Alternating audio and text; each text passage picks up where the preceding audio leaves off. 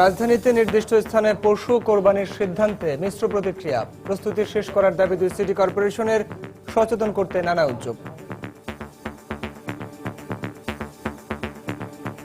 এককভাবে যারা লোক বল নাই তার জন্য অসুবিধাই হবে। পশু নিয়ে যে আমরা বের হবো, যাইতে হবে আমাদের নবকুমার মাঠে। পানি দিয়ে তো যাওয়া অনেক কষ্টকর। দেখু করা কোথায় নির্দিষ্ট করতে পারে জায়গা, যদি করতে পারে আমাদের জন্য ভালো হবে, আমরা সেখানেই করব। অনেক ইমাম সাহেবদের নির্ধারণ করেছি, তারা বিভিন্ন মাঠে জবে করার কাজটা করে দিতে পারেন। আমাদের পর্যাপ্ত পানি থাকবে, ব্রিজিং থাকবে, পরিচ্ছন্ন কর্মী আছে, তারা থাকবে। ভারত থেকে বন্ধ থাকলেও ঈদকে সামনে রেখে মিয়ানমার থেকে আসছে কোরবানির পশু। দাম রয়েছে সহনীয় পর্যায়ে। মায়ানমারের গরু নিয়ে আমাদের বাংলাদেশে কোনো সমস্যা হচ্ছে না। হ্যাঁ, এখন দাম মোটামুটি স্বাভাবিকভাবে আছে। দেখছিলেন বিশেষ শিরোনাম। রাত 11টার সময় সঙ্গে আছি আমি পারমিতা হিম এবং আমি সাইফুল রুদ্র। এবার অন্যান্য শীর্ষ সংবাদ। এখনো চূড়ান্ত হয়নি ঈদে বাসের আগাম টিকিট বিক্রির দিনক্ষণ। চলতি সপ্তাহেই নেওয়া হবে সিদ্ধান্ত। 16 সেপ্টেম্বর থেকে পাওয়া যাবে বিআরটিসির। সমুদ্র সীমার সম্পদের সুষ্ঠু নিরাপত্তায় নৌবাহিনীকে আরও আধুনিক করা হবে, মংলায় প্রধানমন্ত্রী। উদ্বোধন করলেন যুদ্ধ জাহাজের নির্মাণ কাজ। জঙ্গি সংগঠন হামজা ব্রিগেডকে অর্থ সহায়তার অভিযোগে গ্রেপ্তার ব্যবসায়ী 5 দিনের রিমান্ডে। নারায়ণগঞ্জের 7 খুন মামলায় পলাতক 13 আসামির অস্থাবর মালামাল ক্রোকের নির্দেশ।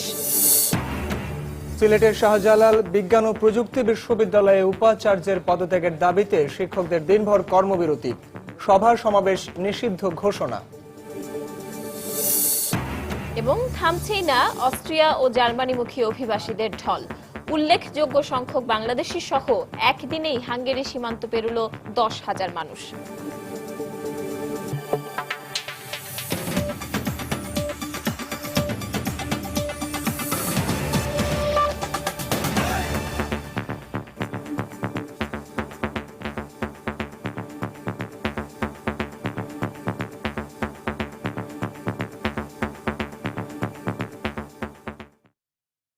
অস্ট্রিয়া ও জার্মানিমুখী অভিবাসীদের ঢল যেন থামছেই না। উল্লেখযোগ্য সংখ্যক বাংলাদেশি সহ একদিনেই হাঙ্গেরি সীমান্ত পাড়ি দিয়েছে 10,000 মানুষ। হাঙ্গেরি থেকে অস্ট্রিয়াগামী ট্রেনে তাদের তুলে দিতে কাজ করছে হাঙ্গেরি কর্তৃপক্ষ। এদিকে জার্মান সরকার এবছর 8 লাখ অভিবাসীকে আশ্রয় দেবে বলে জানিয়েছে গণমাধ্যমগুলো। কনকনে ঠান্ডায় রাত কাটানোর পর ভোরবেলা মানুষগুলোর সাহায্যে এগিয়ে আসে হাঙ্গেরির পুলিশ। তাদেরকে বাসে করে নিয়ে আসা হয় রেল স্টেশনে। ট্রেনে করে তারা যাবে অস্ট্রিয়ায়, সেখান থেকে যাবে জার্মানি। শনিবার অস্ট্রিয়া পর্যন্ত বাস সার্ভিস চালু করা হলেও রোববার অভিবাসীদের অস্ট্রিয়াগামী ট্রেনে তুলে দিতে বাস সরবরাহ করে হাঙ্গেরি সরকার। ট্রেনের জন্য অপেক্ষমান এসব মানুষের চোখে মুখে দেখা যায় কিছুটা প্রশান্তির ছাপ। তাদেরকে খাবার, পানি ও শীতের পোশাকও সরবরাহ করা হয়। আমি জার্মানি যেতে চাই কারণ আমি বাঁচতে চাই। সিরিয়ার অবস্থা ভয়াবহ। আমি আর আইএস আল কায়েদার ভয়াবহতা দেখতে চাই না। হাজারো মানুষের এ ঢল যেন থামবার নয়। দ্বিতীয় বিশ্বযুদ্ধের পর শরণার্থী সমস্যা এরকম ভয়াবহ কখনো হয়নি। যুদ্ধ বিধ্বস্ত সিরিয়া ও মধ্যপ্রাচ্যের বেশ কয়েকটি দেশ থেকে আসা অভিবাসীদের এ ঢল সামলাতে হিমশিম খেলেও হাসি মুখেই তা করছে অস্ট্রিয়া ও জার্মানি কর্তৃপক্ষ। হাজারো মানুষকে স্বাগত জানিয়েছে দেশ দুটি, যাদের মধ্যে রয়েছে অনেক বাংলাদেশীয়। এ পরিস্থিতিতে এক সংবাদ সম্মেলনে অস্ট্রেলীয় প্রধানমন্ত্রী টনি অ্যাবট জানিয়েছেন তার সরকার সিরিয়া ও ইরাক থেকে শরণার্থী গ্রহণ করবে এবং আর্থিক সহায়তা দেবে। এ প্রকট সমস্যায় অভিবাসীদের প্রতি সহমর্মিতা জানিয়ে সমাবেশ হয়েছে প্যারিসের রিপাবলিক স্কয়ারে। প্রায় 8,500 মানুষ রাস্তায় নেমে আসে ফ্রান্স সরকারকে এ সমস্যা সমাধানে এগিয়ে আসতে। এসব মানুষকে সাহায্য করা প্রয়োজন যাতে তারা তাদের পরিবার ও সন্তান নিয়ে বেঁচে থাকতে পারে। তারা ফ্রান্সেও আসছে নিরাপদ আশ্রয়ের আশায়। আমাদের উচিত এদের সাহায্য করা, তাড়িয়ে দেওয়া নয়। আমি চাই যুদ্ধ বন্ধ হোক। মধ্যপ্রাচ্যের দেশগুলোতে যুদ্ধই এই সমস্যার মূল কারণ। এরকম ভয়াবহ অবস্থা দেখাটাও কষ্টদায়ক। এদিকে জার্মান সরকার দক্ষিণ পূর্ব ইউরোপের 75,000 অভিবাসন প্রত্যাশীর আবেদন নাকচ করে দিয়ে যুদ্ধবিধ্বস্ত মধ্যপ্রাচ্যের দেশগুলো থেকে আগত শরণার্থীদের আশ্রয় দেওয়ার কথা ভাবছে বলে খবর প্রকাশ করেছে আন্তর্জাতিক বিভিন্ন গণমাধ্যম। হাফসাতুন্নেসা, সময় সংবাদ। এদিকে বাংলাদেশি সহ প্রায় ৬,০০০ শরণার্থী জার্মানি পৌঁছানোর পর প্রাথমিক স্বাস্থ্য পরীক্ষা শেষে তাদের স্থায়ী আশ্রয় কেন্দ্রে নিয়ে যাওয়ার কথা রয়েছে। মিউনিখের সেন্ট্রাল রেল স্টেশন এলাকা থেকে অভিবাসীদের সবশেষ খবর জানাচ্ছেন আমাদের প্রতিনিধি শোয়েব কবির। জার্মানির মিউনিকের সেন্ট্রাল রেল স্টেশনের পাশে যেখানে গতকাল প্রায় ৬,০০০ শরণার্থীকে নিয়ে আসা হয়েছে বাস যোগে এখানে অস্থায়ী ক্যাম্পে, এবং তারা সারা রাত ছিল এবং সকালবেলা তাদের মেডিকেল চেক আপ করার পর এবং রেজিস্ট্রেশন করার পরে বাস যোগে তাদেরকে স্থায়ী ক্যাম্পে নিয়ে যাওয়া হচ্ছে। সেখানে তাদেরকে বাসা দেওয়া হবে এবং তাদের সবকিছু পরিকল্পনা করা হচ্ছে। এবং ইতিমধ্যে বেশ কয়েকজন বাংলাদেশির সাথে কথা বলেছি, তারা বলছে প্রায় ৩০০ থেকে ৩৫০ বাংলাদেশি এখানে রয়েছে। বিভিন্ন গ্রুপে তারা এখানে এসেছেন এবং আসছেন। একটু আগে কথা বলেছিলাম মাদারীপুরের মোজাম্মেল এবং দাউদকান্দি রফিকের সাথে, তারা বলেছেন অনেক কষ্ট করে বাংলাদেশ থেকে তারা এসেছেন। ভারত, পাকিস্তান, তুর্কি এবং শেষ পর্যন্ত গ্রিস, অস্ট্রিয়া হয়ে তারা এখানে এসেছেন শুধুমাত্র তাদের ভাগ্য অন্বেষণে। এদিকে তো বাংলাদেশি আসছে বেশি গ্রিস থেকে, বর্তমানে অনেক বাংলাদেশি আছে। মনে করেন আজকে তো কম ৫০-৬০ জন হবে, টোটালে ৩০০-র মতন আসতেছে। আর আগে বিয়ে হিসাব আছে বেশি একটা নাই, বাংলাদেশি কম। বাংলাদেশ সময় প্রায় ৪টার দিকে সেন্ট্রাল মিউনিকের যে স্টেশন যেটি আছে এখানে প্রায় কয়েক হাজার শরণার্থী এসেছে বুদাপেস্ট থেকে একদম সরাসরি ট্রেন যুগে, এবং তাদেরকে পুলিশ এসকর্ট দিয়ে তাদেরকে ক্যাম্পে নিয়ে গেছে এবং ধারণা করা হচ্ছে সন্ধ্যার পরে আরো বেশ কিছু শরণার্থীকে এখানে আনতে পারে। শোয়েব কবির, সময় সংবাদ, মিউনিক, জার্মানি। সমুদ্র সীমায় সম্পদ ও সার্বভৌমত্ব রক্ষা সহ জলসীমার নিরাপত্তায় নৌবাহিনীকে আরও আধুনিক ও সুসজ্জিত বাহিনী হিসেবে গড়ে তুলতে সরকার বদ্ধপরিকর বলে জানিয়েছেন প্রধানমন্ত্রী শেখ হাসিনা। দুপুরে খুলনা শিপইয়ার্ডে বৃহৎ দুটো যুদ্ধজাহাজের নির্মাণ কাজ উদ্বোধন করে কথা বলেন প্রধানমন্ত্রী। এ সময় আর বিদেশ নির্ভরতা নয়, বরং দেশের চাহিদা মিটিয়ে ভবিষ্যতে বাংলাদেশে তৈরি জাহাজ রপ্তানি করার প্রত্যাশাও ব্যক্ত করেন তিনি। এখন থেকে সরকার আর কোনো রুগ্ন বা বন্ধ হয়ে যাওয়া শিল্প ব্যক্তি মালিকানা খাতে দেবে না বলেও ঘোষণা দেন প্রধানমন্ত্রী। খুলনা থেকে জানাচ্ছেন শাহ আলী জয়। নৌবাহিনীর জন্য অত্যাধুনিক এই জাহাজটি নির্মাণ করেছে খুলনা শিপইয়ার্ড। দেশীয় ব্যবস্থাপনায় প্রথম যুদ্ধ জাহাজটিও ২০১৩ সালে নির্মাণ করা হয় এখানেই। অর্ধ শতাব্দীরও পুরনো এই প্রতিষ্ঠানটিতে এখনো পর্যন্ত নির্মাণ করা হয়েছে ৫টি যুদ্ধ জাহাজ। আগের দায় দেনা মিটিয়ে এখন লাভের মুখ দেখছে বাংলাদেশ নৌবাহিনীর তত্ত্বাবধানে থাকা এই প্রতিষ্ঠানটি। শিপইয়ার্ডে পণ্য পরিবহনের জন্য দুটি জাহাজ নৌবাহিনীকে হস্তান্তর করার পাশাপাশি প্রধানমন্ত্রী উদ্বোধন করেন দেশের সর্ববৃহৎ দুটি যুদ্ধ জাহাজের নির্মাণ কাজ। প্রতিটি জাহাজ ঘন্টায় ২৫ নটিক্যাল মাইল বেগে চলতে পারবে। উদ্বোধনী অনুষ্ঠানে বাংলাদেশের নতুন সমুদ্র সীমা সুরক্ষায় আরো বেশি যুদ্ধ জাহাজ নির্মাণের তাগিদ দেন শেখ হাসিনা। দেশে অত্যাধুনিক যুদ্ধ জাহাজ তৈরিতে খুলনা শিপইয়ার্ড অগ্রণী ভূমিকা পালন করছে। এজন্য আমি শিপইয়ার্ডের সংশ্লিষ্ট সকলকে আমার আন্তরিক অভিনন্দন জানাচ্ছি। কারণ বাইরে থেকে কত আমরা কিনবো, কিন্তু আমাদের নিজেদের তৈরি করতে হবে। বরং এই শিপইয়ার্ড থেকে জাহাজ তৈরি করে বিদেশে রপ্তানিও আমরা করতে শুরু করব। খুলনা শিপইয়ার্ডের সফলতার কথা উল্লেখ করে প্রধানমন্ত্রী শেখ হাসিনা বলেন, খুলনার শিল্প কারখানাগুলোকে পুনরুজ্জীবিত করতে কাজ করছে তার সরকার। ইতিমধ্যে আমরা কিছু কিছু বন্ধ কলকারখানা চালু করেছি, আর এগুলি ব্যক্তি খাতে দেওয়ার জন্য একটা পদক্ষেপ নেওয়া হয়েছিল। আমরা সেই সিদ্ধান্ত এখন পরিবর্তন করেছি। কোন শিল্প যেগুলি এখন হয় বন্ধ বা রুগ্ন, সেগুলি আর ওই টেন্ডার করে সস্তা নামে আমরা ব্যক্তি খাতে দেবো না, বরং সেখানে যে জমি অতিরিক্ত জমি রয়েছে সেগুলিকে যথাযথ ব্যবহার করে শিল্প প্লট করে বেসরকারি খাতে যারা বিনিয়োগ করবেন তাদের মাঝে সেই প্লট আমরা দেব এবং সেগুলো নতুন করে শিল্প কলকারখানা গড়ে তোলার সুযোগ দেব। খুলনা শিপইয়ার্ডের নতুন যুদ্ধজাহাজ দুটি নির্মাণ কাজ শেষ হবে ২০১৭ সালে। সামরিক বাহিনীকে আধুনিকায়নের জন্য ২০৩০ সালের মধ্যে যে ফোর্সেস গোল নির্ধারণ করা হয়েছে তারই ধারাবাহিকতায় নৌবাহিনীর বহরে যুক্ত হচ্ছে নতুন যুদ্ধজাহাজ। আর এর ফলে সক্ষমতা বাড়বে বাংলাদেশ নৌবাহিনীর। এর আগে বাগেরহাটের মোংলায় নৌবাহিনীর জন্য দেশে নির্মিত প্রথম তেলবাহী ফ্লিট ট্যাঙ্কার খানজাহান আলী, দুটি ল্যান্ডিং ক্রাফট জাহাজ সন্দীপ ও হাতিয়ার কমিশনিং করেন প্রধানমন্ত্রী। অন্তর্ভুক্ত করা হয় আরো দুটি ল্যান্ডিং ক্রাফট। শাহ আলী জয়, সময় সংবাদ, খুলনা। দেখছেন রাত 11টার সময়। রাজধানীতে নির্দিষ্ট স্থানে পশু কোরবানির সিদ্ধান্ত নিয়ে নগরবাসীর মধ্যে দেখা দিয়েছে মিশ্র প্রতিক্রিয়া। কেউ কেউ বিষয়টিকে সাধুবাদ জানালেও কেউ বলছেন সহজে যাতায়াত, মাংস বন্টনের জন্য পর্যাপ্ত স্থান ও নিজস্ব লোকবল না থাকলে দুর্ভোগে পড়তে হবে। একই সঙ্গে বর্ষা মৌসুমে জলাবদ্ধতার কারণে সমস্যায় পড়ার আশঙ্কাও তাদের। এদিকে নতুন সিদ্ধান্ত অনুযায়ী প্রস্তুতি শেষ করে আনারও দাবি করেছে 2 সিটি কর্পোরেশন। কর্তৃপক্ষ বলছেন যেখানে সেখানে পশু জবাই বন্ধ, বর্জ্য ব্যবস্থাপনা সহজতর করা ও পরিবেশ দূষণ বন্ধে এই উদ্যোগ নিয়েছে স্থানীয় সরকার মন্ত্রণালয়। আরও জানাচ্ছেন মিজানুর রহমান কবির। প্রতি বছরই বিক্ষিপ্তভাবে কোরবানি হওয়ায় বর্জ্য সরানোর ক্ষেত্রে সমস্যায় পড়তে হয় নগরবাসী ও নগর কর্তৃপক্ষকে। তবে আসন্ন ঈদে পশু কোরবানি করতে হবে ঢাকা উত্তর ও দক্ষিণ সিটি কর্পোরেশনের নির্ধারণ করে দেয়া জায়গাতেই। এ লক্ষ্যে আপাতত 493টি স্থান নির্দিষ্ট করা হয়েছে। বিষয়টিকে স্বাগত জানালেও খালি জায়গা কম থাকা ও রাস্তাঘাট সরু হওয়ায় দক্ষিণের নাগরিকরা উদ্বিগ্ন।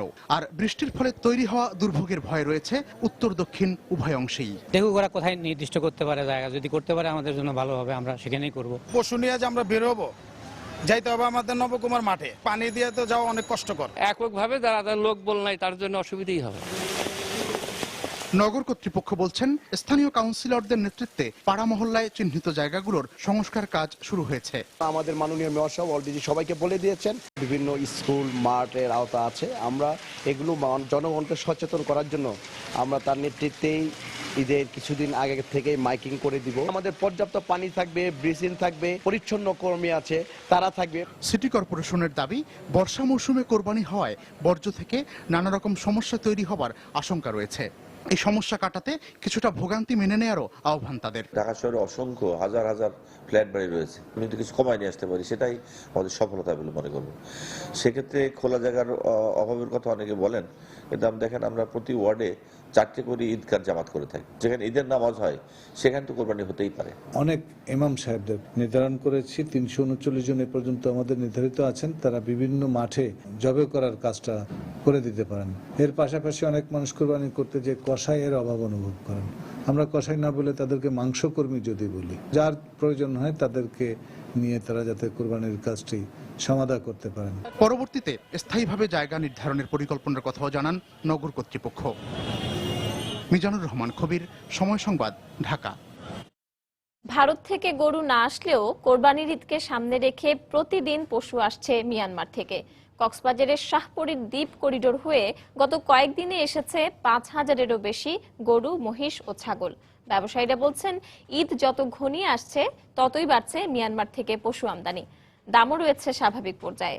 সুজাউদ্দিন রুবেলের তথ্য, মোহাম্মদ ফরাজের ছবি নিয়ে ডেস্ক রিপোর্ট। মিয়ানমার থেকে নাফ নদী হয়ে কক্সবাজারের টেকনাফ উপজেলার শাহপরীর দ্বীপ করিডোর দিয়ে দেশে আসছে গরু, মহিষ ও ছাগল। ট্রলারে করে প্রায় প্রতিদিনই ব্যবসায়ীরা আমদানি করছেন এসব পশু। কোরবানির ঈদ যত ঘনিয়ে আসছে ততই বাড়ছে মিয়ানমার থেকে পশু আমদানি। ব্যবসায়ীরা বলছেন আমদানি ব্যয় কম হওয়ার কারণে এসব পশুর দামও স্বাভাবিক পর্যায়ে রয়েছে। ডেলি 200-300 হইতে 300 হইতে 400 অথবা 200 কুরবানির ঈদের ভিতরে 10,000 মতো একটা স্কিম করছি আর কি। পরিবেশ পরিস্থিতি যদি ভালো থাকে তাহলে বাজারও নিয়ন্ত্রণের মধ্যে থাকবে বলে আশা করতেছি। ঢাকা, নারায়ণগঞ্জ, কক্সবাজার, চিটাগাং গুলো যাবে ইনশাআল্লাহ। আশা করি আমাদের গরুর দাম নিয়মিত মতো থাকবে। মায়ানমারের গরু নিয়ে আমাদের বাংলাদেশে কোনো সমস্যা হচ্ছে না। হ্যাঁ, এখন দাম মোটামুটি স্বাভাবিকভাবে আছে, অতিরিক্ত বাড়তি না। এদিকে পশু আমদানির ক্ষেত্রে মিয়ানমারের সাথে বাংলাদেশ সরকারের চুক্তি হলে দেশে কোনো সংকট থাকবে না বলে জানালেন এই ব্যবসায়ী। মিয়ানমার সরকারের সাথে যদি একটা চুক্তিতে আসা যায় যে নির্দিষ্ট পরিমাণের গরু সাপ্লাই হবে, তাহলে আমাদের ব্যবসায়ীদের জন্য অনেক উপকার হবে। এতে করে গরুর দামও অনেক কমবে এবং সাপ্লাইও অনেক বাড়বে। ঈদকে সামনে রেখে মিয়ানমার থেকে পশু আমদানি বাড়ছে এবং রাজস্ব আদায়ও বেড়েছে বলে জানালেন টেকনাফ স্থলবন্দরের এই শুল্ক কর্মকর্তা। কুরবানির ঈদ সামনে রেখে তাতে আমাদের উত্তরোত্তর আমদানির পরিমাণ বাড়ছে। বিজিবি, তারপর স্থানীয় সরকার এবং আমাদের সঙ্গে যৌথভাবে এখানকার ক্যাটেল আমদানির লোকদের সঙ্গে আলাপ আলোচনা হয়েছে। গত বছর এ সময় মিয়ানমার থেকে পশু আমদানি হয়েছে 15,000-এর বেশি। সময় সংবাদ, কক্সবাজার। ঈদুল আজহায় ঘরমুখ যাত্রীদের জন্য রেলের আগাম টিকিট বিক্রির তারিখ ঘোষণা হলেও বাসের টিকিট বিক্রির দিন তারিখ ঠিক হয়নি এখনো। বাস মালিকরা জানিয়েছেন চলতি সপ্তাহে বৈঠক করে টিকিট বিক্রির তারিখ ঘোষণা করা হবে। এদিকে বাংলাদেশ সড়ক পরিবহন সংস্থা বিআরটিসি আগামী 16 সেপ্টেম্বর থেকে রাজধানীর বিভিন্ন বাস ডিপো থেকে আগাম টিকিট বিক্রি করবে। আরো জানাচ্ছেন তানিন মেহেদি। প্রিয়জনদের সঙ্গে ঈদ উদযাপন করতে প্রতি বছর ঈদে লাখ লাখ নগরবাসী ঢাকা ছাড়েন। বাড়ি ফেরার এই আনন্দযাত্রার অন্যতম মাধ্যম বাস। দেশের বিভিন্ন প্রান্তের অন্তত 60টি রুটের বাসে করে বাড়ি ফেরেন এসব যাত্রীরা। আসন্ন ঈদুল আজহায় যাত্রীদের জন্য বাসের অগ্রিম টিকিট বিক্রির তারিখের ঘোষণা আসছে চলতি সপ্তাহে। ঈদের টিকিট আমরা ঈদের 7-8 দিন আগে থেকে বিক্রি শুরু করতে চাই। এই বিষয়টা নিয়ে এখনো আমরা বসি নাই। সোমবার দিন আমরা বসবো, বসে আমরা ডিসিশন নিব যে কবে থেকে আমার অগ্রিম টিকিট বিক্রি হবে। অপরদিকে আগামী 16 সেপ্টেম্বর থেকে বাসের অগ্রিম টিকিট বিক্রি করা হবে বলে জানিয়েছে বিআরটিসি। রাজধানীতে বিআরটিসির ডিপোগুলো থেকে যাত্রীরা টিকিট কাটতে পারবেন। গত ঈদে আমরা 400 গাড়ি বিভিন্ন জায়গায় রিজার্ভ পাঠিয়েছি। নর্মাল সার্ভিসে যেগুলো আছে আন্তঃজেলা, তার বাইরেও আমরা আরো 400 গাড়ি পাঠিয়েছিলাম, এবারও পাঠাবো। তবে ঈদ স্পেশাল সার্ভিসের জন্য আমরা আগামী 14 তারিখে আমাদের একটা সভা আছে, সেই সভায় সকল ম্যানেজাররা উপস্থিত থাকবেন। সেই ম্যানেজারদেরকে আমরা কঠোরভাবে সেই সমস্ত এই ইনস্ট্রাকশনগুলো দেব। সম্প্রতি গ্যাস ও বিদ্যুতের দাম বাড়লেও ঈদ যাত্রায় অগ্রিম টিকিট কিনতে যাত্রীদের কোনো বাড়তি ভাড়া গুনতে হবে না বলে জানিয়েছে বিআরটিসি ও বাস মালিকরা। তানিন মেহেদি, সময় সংবাদ, ঢাকা। রাত 11টার সময় আরো থাকছে। 2018 সালের মধ্যে পদ্মা সেতু ব্যবহার করা সম্ভব হবে জানালেন অর্থমন্ত্রী। বললেন বিশ্ব ব্যাংকের সিদ্ধান্ত যৌক্তিক ছিল না।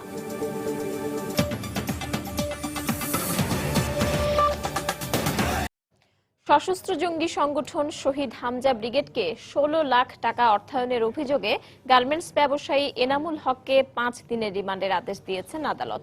শনিবার রাতে গ্রেপ্তারের পর আজ তাকে চট্টগ্রামের বাঁশখালী জুডিশিয়াল ম্যাজিস্ট্রেট আদালতে হাজির করা হয়। দুপুরে এনামুল হককে জিজ্ঞাসাবাদের জন্য আদালতে হাজির করে 7 দিনের রিমান্ড আবেদন করে পুলিশ। শুনানি শেষে বিচারক মোহাম্মদ সাজ্জাদ হোসেন 5 দিনের রিমান্ড মঞ্জুর করেন। তাকে বাঁশখালীর লটমনি পাহাড়ের অস্ত্র উদ্ধার মামলায় গ্রেপ্তার দেখানো হয়েছে।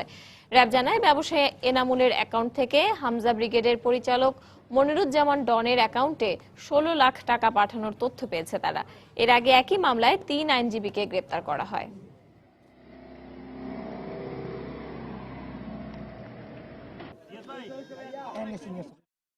ওনার অ্যাকাউন্ট হচ্ছে মহাখালীতে, কিন্তু উনি টাকা জমা দিয়েছিলেন উত্তরা শাখার অনলাইন সুবিধা নিয়ে, ওখান থেকে জমা দিয়েছিলেন 16 লক্ষ টাকা। উনি দিয়েছেন 11-12 তারিখের দিকে আগস্টে। আর উনি যেটা বলতে চাচ্ছেন যে তার 4-5 দিন আগে তাকে ওনার টাকাটা দিয়েছেন, এবং যারা ব্যক্তিরা তাকে এই টাকাটা দিয়েছিলেন তাদের সাথে উনি বিভিন্ন সময়ে বসছিলেন। এখন আমরা জিজ্ঞাসাবাদ করছি। নারায়ণগঞ্জের আলোচিত 7 খুন মামলার পলাতক 13 আসামির মালামাল আগামী 7 অক্টোবরের মধ্যে ক্রোকের নির্দেশ দিয়েছেন আদালত। দুপুরে senior judicial magistrate HM Shafiqul Islam এই আদেশ দেন।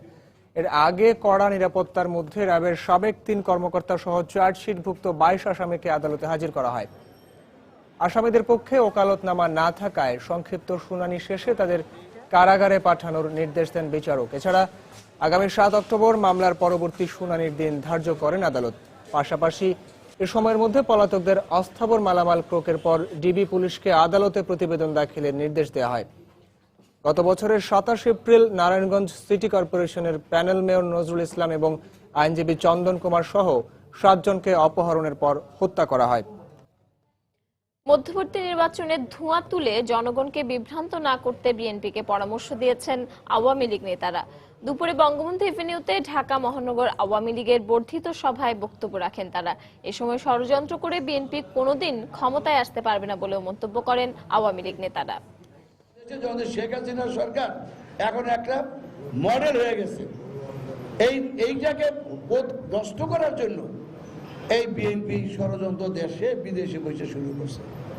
ষড়যন্ত্র করে বাংলাদেশ আর কিচ্ছু হবে না। যেভাবে আপনারা আওয়ামীদের ক্ষমতায় আসছেন সেই রাস্তা বন্ধ। মার্কিন একটি গবেষণা প্রতিষ্ঠান আজকে তাদের জরিপে উঠে এসেছে জননেত্রী শেখ হাসিনার জনপ্রিয়তা বৃদ্ধি পেয়েছে, এই সরকারের জনপ্রিয়তা বৃদ্ধি পেয়েছে। এই জরিপের বিভিন্ন ব্যাখ্যা করছেন আজকে বিএনপি বা অনেকেই। আপনারা যদি এই জরিপকে মিথ্যা প্রমাণিত করতে চান আপনারা যদি মনে করেন আপনাদের জনপ্রিয়তা বেড়েছে, আওয়ামী লীগের জনপ্রিয়তা কমেছে, তাহলে 2018 সালের শেষার্ধে অনুষ্ঠিতব্য নির্বাচনে অংশগ্রহণ করুন এবং আপনাদের জনপ্রিয়তা পরীক্ষা করুন। আমি স্পষ্ট বলতে চাই, মধ্যবর্তী নির্বাচনের কোনো সুযোগ নাই। বাংলাদেশে মধ্যবর্তী নির্বাচন আর হবে না। 2018 সালের মধ্যে পদ্মা সেতু, রেল ও সড়ক উভয় পথে ব্যবহার সম্ভব হবে বলে জানিয়েছেন অর্থমন্ত্রী আবুল মাল আব্দুল মুহিত। বিকেলে বাংলা একাডেমিতে একটি বইয়ের প্রকাশনা উৎসব উপলক্ষে আয়োজিত অনুষ্ঠানে তিনি কথা বলেন। এছাড়াও পদ্মা সেতু প্রকল্পে অর্থায়ন না করা বিশ্ব ব্যাংকের অযৌক্তিক সিদ্ধান্ত ছিল বলে মন্তব্য করেন অর্থমন্ত্রী। পদ্মা সেতু নিয়ে আপনাদের ভয়ের কোনো কারণ নেই। আমি নিশ্চিতভাবে বলতে পারি যে আমাদের সুপারভিশনে এই প্রজেক্টে যেটা হচ্ছে, এটা একটা আদর্শ প্রজেক্ট হবে। আদর্শ হবে এই জন্যে এটা সময়ে সম্পাদিত হবে। 2018 সালে আপনারা গাড়ি নিয়ে সেখান দিয়ে যেতে পারবেন। রেল যদি হয়ে যায়, রাস্তা তো ঠিকই আছে, সুতরাং 2018 সালে আপনারা ওই পদ্মা সেতু ব্যবহার করতে পারবেন। সিলেট শাহজালাল বিজ্ঞান ও প্রযুক্তি বিশ্ববিদ্যালয়ের উপাচার্যের পদত্যাগের দাবিতে আজ পূর্ণ দিবস কর্মবিরতি এবং মৌন মিছিল করেছেন মহান মুক্তিযুদ্ধের চেতনায় উদ্বুদ্ধ শিক্ষক পরিষদ। এদিকে অনুমতি ছাড়া ক্যাম্পাসে সব ধরনের সভা সমাবেশ নিষিদ্ধ করেছে বিশ্ববিদ্যালয় প্রশাসন। এর আগে শনিবারের মধ্যে উপাচার্যের পদত্যাগের জন্য সময় বেঁধে দেন আন্দোলনরত শিক্ষকরা, কিন্তু পদত্যাগ না করায় সকাল থেকে পূর্ণ দিবস কর্মবিরতি শুরু করেন তারা। এতে বেশ কয়েকটি বিভাগের ক্লাস বন্ধ রয়েছে। কর্মসূচির পক্ষে দুপুরে আন্দোলনরত শিক্ষকদের ক্যাম্পাসে মিছিল ও সমাবেশ করার কথা রয়েছে। এদিকে অনুমতি ছাড়া ক্যাম্পাসে সব ধরনের সভা সমাবেশ নিষিদ্ধ করেছে বিশ্ববিদ্যালয় প্রশাসন।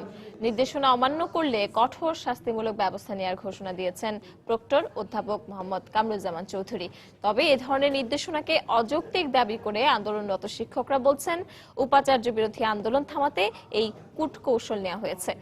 এদিকে শাহরিয়ার মজুমদারের মৃত্যুতে আগামীকালের কর্মসূচি স্থগিত ঘোষণা করা হয়েছে।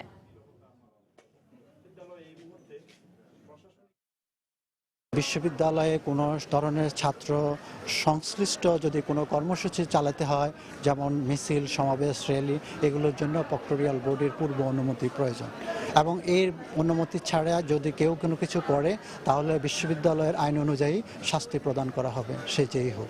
যেহেতু আমাদের একটা আন্দোলন চলছে, সে আন্দোলনকে কিভাবে দাবিয়ে রাখা যায়, আর ছাত্রছাত্রীরা তাদের স্বতঃস্ফূর্ততা নিয়ে তারা চলে আসছে, এটা আমাদের তাদের সাথে কোনো যোগাযোগ নাই। সেইটাই কারণ ছাত্রছাত্রীরা যাতে না নামতে পারে, সেই কারণেই তারা এটা দিয়েছে। রাজশাহীর সিটি হাটের সকালের খাবার খেয়ে অন্তত 30 জন ব্যবসায়ী অসুস্থ হয়ে পড়েন। এ ঘটনায় জিজ্ঞাসাবাদের জন্য হোটেলের মালিক সহ 4 জনকে আটক করা হয়েছে। পুলিশ জানায়, ভোরে সিটি হাটের একটি হোটেলের সকালের খাবার খান টঙ্গী ও নরসিংদী থেকে যাওয়া 30 জন ব্যবসায়ী। প্রায় আধ ঘন্টা পর এদের সবাই একে একে অসুস্থ হয়ে পড়েন।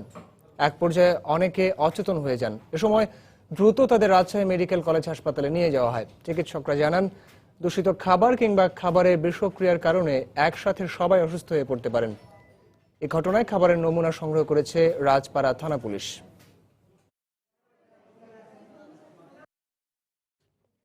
সিটি মেয়র সেলিনা হায়াৎ আইভীর বিরুদ্ধে দুর্নীতির অভিযোগ এনে প্রতিবাদ সমাবেশের আয়োজন করা হয় নারায়ণগঞ্জে। বিকেলে শহরের ডিআইটি রোডে সচেতন নাগরিক সমাজের ব্যানারে এই সমাবেশ হয়। এ সময় নারায়ণগঞ্জ 4 আসনের সংসদ সদস্য শামীম ওসমান, বিভিন্ন পেশাজীবী সংগঠনের নেতা কর্মী ও বিভিন্ন রাজনৈতিক সংগঠনের স্থানীয় নেতৃবৃন্দ উপস্থিত ছিলেন।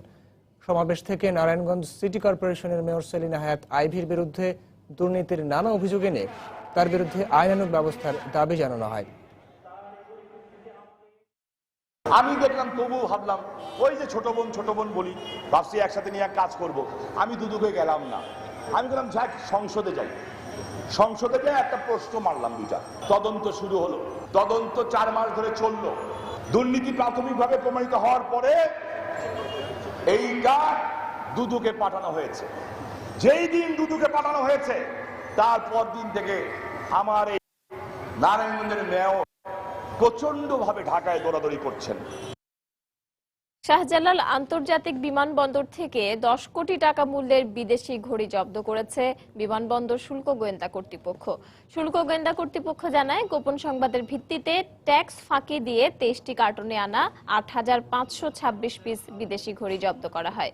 গত 26শে আগস্ট থেকে এই বিদেশি চালান আসবে এমন তথ্যের ভিত্তিতে নজরদারি বাড়ায় শুল্ক গোয়েন্দা কর্তৃপক্ষ।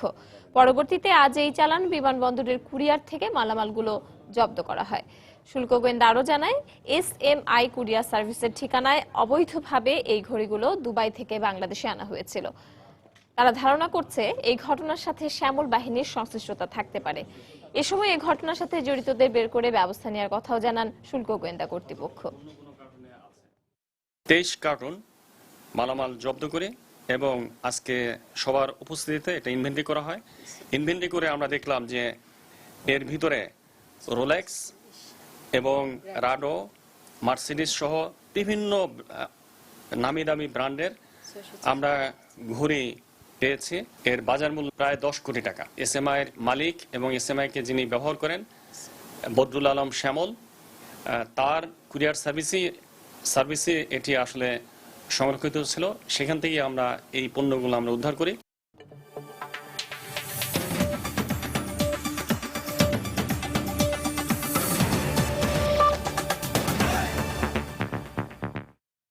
আফগানিস্তানের সামরিক অভিযান চলাকালে সংঘর্ষে 17 সেনা ও শতাধিক জঙ্গি নিহত হয়েছে, আহত হয়েছে প্রায় 100 জন। এছাড়াও এই অভিযান চলাকালে 10 জনকে আটক করা হয়েছে। গত 24 ঘন্টায় জঙ্গি গোষ্ঠী তালেবান বিরোধী সামরিক অভিযান চলাকালে 103 জন জঙ্গি নিহত হয় বলে রোববার দেশটির প্রতিরক্ষা মন্ত্রণালয়ের পক্ষ থেকে জানানো হয়েছে। এ সময় আহত হয় 97 জন।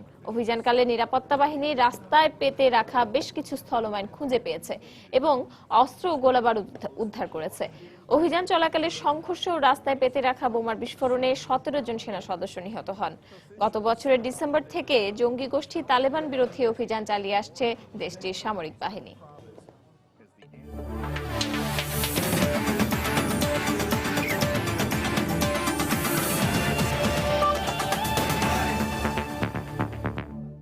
বাংলাদেশ প্রিমিয়ার লিগ BPL এ ক্রিকেটারদের বকেয়া অর্থ পরিশোধ করেছে বাংলাদেশ ক্রিকেট বোর্ড BCB। তবে রংপুর রাইডার্সের খেলোয়াড়দের বকেয়া অর্থ পরিশোধ করবে দলটির ফ্র্যাঞ্চাইজি। সর্বশেষ BPL এ দেশীয় ও বিদেশি ক্রিকেটারদের পাওনা অর্থ পরিশোধ করতে ব্যর্থ হয় ফ্র্যাঞ্চাইজিগুলো। পরে BCB দায়িত্ব নেয় খেলোয়াড়দের বকেয়া পরিশোধের। তাই পূর্ব ঘোষণা অনুযায়ী রোববার ক্রিকেট বোর্ডে জাতীয় দলের 3 সিনিয়র ক্রিকেটার মাশরাফি, মুশফিক ও তামিমের হাতে চেক তুলে দেন BPL এর গভর্নিং কাউন্সিলের চেয়ারম্যান আফজালুর রহমান সিনহা।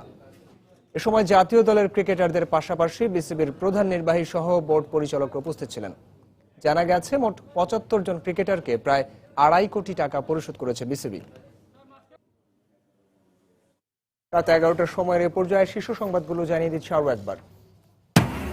রাজধানীতে নির্দিষ্ট স্থানে পশু কোরবানির সিদ্ধান্তে মিশ্র প্রতিক্রিয়া। প্রস্তুতি শেষের দাবি সিটি কর্পোরেশনের। ভারত থেকে বন্ধ থাকলেও মিয়ানমার থেকে আসছে কোরবানির পশু। এখনো চূড়ান্ত হয়নি ঈদের বাসের আগাম টিকিট বিক্রির দিনক্ষণ। চলতি সপ্তাহে নেওয়া হবে সিদ্ধান্ত। 16 সেপ্টেম্বর থেকে পাওয়া যাবে BRTCর। সমুদ্র সীমায় সম্পদের সুষ্ঠু নিরাপত্তায় নৌবাহিনীকে আরো আধুনিক করা হবে। মোংলায় প্রধানমন্ত্রী উদ্বোধন করলেন যুদ্ধ জাহাজের নির্মাণ কাজ। জঙ্গি সংগঠন হামজা ব্রিগেডকে অর্থ সহায়তার অভিযোগে গ্রেফতার ব্যবসায়ী 5 দিনের রিমান্ডে। নারায়ণগঞ্জের 7 খুন মামলায় পলাতক 13 আসামির অস্থাবর মালামাল ক্রোকের নির্দেশ। এবং থামছেই না অস্ট্রিয়া ও জার্মানিমুখী অভিবাসীদের ঢল। উল্লেখযোগ্য সংখ্যক বাংলাদেশি সহ একদিনেই হাঙ্গেরি সীমান্ত পেরুল 10,000 মানুষ। দর্শক, এই ছিল রাত 11টার সময়। যে কোনো খবর পেতে ভিজিট করুন সময়নিউজ.tv আর সঙ্গে থাকুন সময়।